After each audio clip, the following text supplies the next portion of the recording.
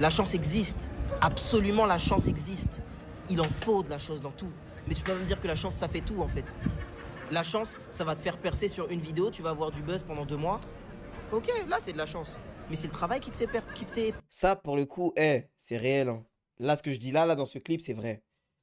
Ça, c'est vrai. Vous pouvez pas me dire que c'est faux, hein. Franchement, non. Là, c'est vrai, là. Comment dire? C'est le travail qui te fait pérenniser. La chance, c'était quoi pour moi?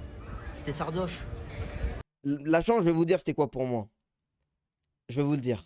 On enlève tous les trucs qui sont essentiels, donc la santé. Ouais, la santé, c'est le plus important, en vrai. Sinon, la chance dans ma vie, c'était quoi, moi? C'était la chance d'avoir une bonne éducation, la chance d'avoir eu une famille aimante, la chance d'avoir des facilités à l'école, la chance d'avoir... Attends, maintenant pour les réseaux sociaux. Comment dire? Ouais, Sardoche sur Twitch, c'est sûr. Sur YouTube, c'est plein de petits trucs, en fait. À un moment, il y a eu Laurent Cassia. Après, il y a eu un moment Togen. Après, il y a eu un moment Guigui. Un peu Louis San aussi, au tout début. En fait, ouais, c'est une montagne de coups de chance, en fait, qui s'accumulent. C'est des petits coups de chance à chaque fois. Bah, bah, bah, bah, bah, bah, bah, bah, bah. Et c'est les opportunités, entre guillemets, que tu les prends. GP Explorer, tu le comptes pas? Bah... Est-ce que c'était de la chance, GP Explorer? J'avais déjà percé avant le GP, en fait. J'étais déjà à mon prime. Donc, ça m'a pas apporté plus de trucs. Mais après, peut-être, un truc qui m'a aidé, c'était les émissions à la télé, là, sur M6, 66 minutes. Ça m'a fait asseoir, entre guillemets, une certaine légitimité sur la Corée du Sud. Il y a eu deux émissions, je crois, à la télé qui sont passées. Deux émissions qui sont passées à la télé. Z-Event, ouais, plus. Z-Event, plus, c'est vrai. Plus quand même. Et après, ouais, il y a eu plein de trucs, en fait. Je peux même pas les noter. Le fait d'avoir eu la chance aussi de rencontrer des personnes qui ont pu derrière me parler de trucs, qui m'ont fait rencontrer d'autres personnes pour trouver un taf, trouver un stage, tous ces trucs-là. Vous voyez ce que je veux dire ou pas? C'est c'est tous ces trucs de chance en fait qui se sont accumulés et qui au final j'ai réussi à être là au moment où la chance s'est manifestée. Le fait que la Corée ouais, ça c'était une chance ça. Le fait que la Corée ça soit méta, chance de malade.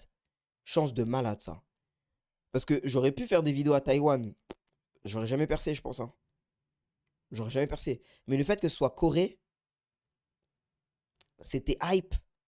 Ça m'a aidé. C'est toi, tu l'as rendu méta, Imo. Non, non, non. La hype Corée globale, elle est essentiellement grâce à Netflix, grâce à BTS, Blackpink, bref, JYP, Big Hit Entertainment, tous les trucs comme ça, là. Au niveau des films aussi, Parasite. Bon, Old Boy, c'est ancien, donc je compte pas, mais même plus loin, si on va plus loin, mais les voitures, par exemple. En France, le nombre de voitures coréennes qu'il y a dans les rues maintenant, c'est incroyable. Les Hyundai, les Kia, il y a les Genesis qui commencent à arriver en France aussi. Il y a tout ça en fait. Samsung aussi, mais comment j'ai pu ne pas citer Samsung? Samsung, genre. Le monument le plus immense de la Corée du Sud. Samsung, c'est la Corée du Sud. La Corée du Sud, c'est Samsung. C'est vraiment le truc le plus important de la Corée, quoi. Et le fait que les téléphones Galaxy aient autant de renommée aujourd'hui, que ça soit vraiment vu à la hauteur de Apple, et se dire c'est coréen, ça vient d'un petit pays comme la Corée et tout, ça a joué. League of Legends aussi, ouais, bien sûr. Mais d'une manière un peu plus niche quand même. League of Legends. Le commun des mortels, il connaît pas LoL. Les jeunes, ils vont connaître, les gamers, ils vont connaître. Mais genre, tu vas demander à un papa de 55 ans, est-ce que tu connais LoL? Il va, il va te dire quoi? Par contre, tu lui dis Samsung, oui. Tu lui dis Hyundai, oui. Tu lui dis BTS, ah oui, mais j'en ai entendu parler, c'est des trucs de K-pop, non, tu vois? C'est comme ça, en fait, que la Corée. Et après, les réseaux sociaux, bah écoute, ça a un peu joué, forcément. Mais je pense pas que ça soit. Il y en a partout des créateurs de contenu. Il y en a partout. Oh, cette vidéo d'Aysan. J'étais tellement heureux quand j'ai fait cette vidéo, les gars. Ma nouvelle vie à Séoul. J'étais trop heureux à cette époque, les gars. Je vous le dis, hein. J'étais heureux, littéralement. Je pense que c'est un des primes du bonheur dans ma vie, cette époque. Avec mon M50 et son autofocus de raciste, là. Il faisait jamais le focus sur moi. Salut à tous, c'est Babsan. Bon les frères, c'est parti pour une nouvelle vidéo. C'est un peu gênant, mais vas-y, pas de problème. Aujourd'hui, vidéo tranquille, posée, voilà. Ça fait longtemps qu'on n'a pas fait de petits vlogs sans préparer comme ça, tranquille. Là, on est dimanche, il est 16 h en direct de Corée du Sud, de Séoul bien sûr. Puis là, je vais faire un peu de sport à côté de chez moi, donc je me suis dit que ça serait pas mal d'en profiter pour vous montrer un peu le quartier, vous montrer un peu le TX comme on dit. Puis voilà.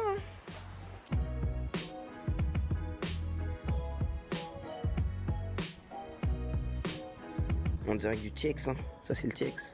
Ouais, ça c'est le TX. Ça c'est le TX. Ça c'est le TX, ça. Pour les curieux, moi j'habite dans le quartier de Tuksum, hein. C'est un quartier pas très loin de Nongshimni, pas très loin de mon université, hein. Hanyang University pour les vrais Rei qui suivent l'actualité. C'est pas genre les quartiers qui bougent le plus de Seoul, genre Hongdae, Itaewon, etc. Mais c'est vraiment un quartier posé, plus tranquille, avec une atmosphère du dimanche, on va dire. Bah oui, j'ai pas changé, bande de fous. Hein, Pop, il a changé, il est devenu arrogant. Vous me regardiez juste pas, en fait. J'ai toujours été arrogant. J'ai toujours. Non, j'ai jamais été arrogant. Mais j'aime bien un peu. J'aime bien titiller, en fait. C'est ça. J'aime bien ça. J'aime bien titiller. J'aime bien. Je suis un peu moqueur. Mais je suis gentil. Mais j'aime bien ces trucs-là, moi. Depuis toujours. Depuis que je suis petit, les mecs. Depuis que je suis petit, je suis comme ça. Et t'es devenu moins accessible. Arrête de mentir, toi, espèce d'AW. T'es devenu moins accessible, c'est dommage. Je viens de faire une exposition, gros. Pendant 3 jours, j'étais là. Du matin au soir. Il y a juste les moments où j'allais manger, j'étais pas là. Moins accessible, je suis plus accessible que jamais. T'es malade. Je suis plus accessible que jamais, les gars. Je vous jure que c'est vrai en plus. Depuis que je fais des IRL, je suis encore plus accessible qu'avant. Ouais, mais tu réponds plus sur Insta. Instagram, c'est pas une histoire d'arrogance. C'est juste une histoire purement technique.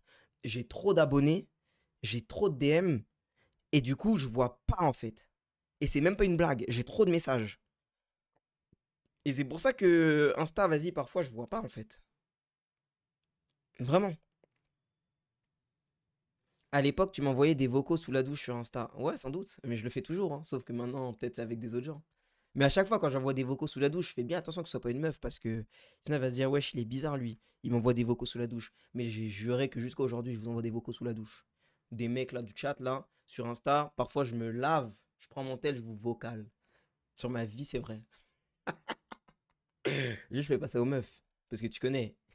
Sinon, ils vont dire, ouais, elle m'envoie des vocaux alors qu'il est tout nu. Mais les garçons, je m'en fous.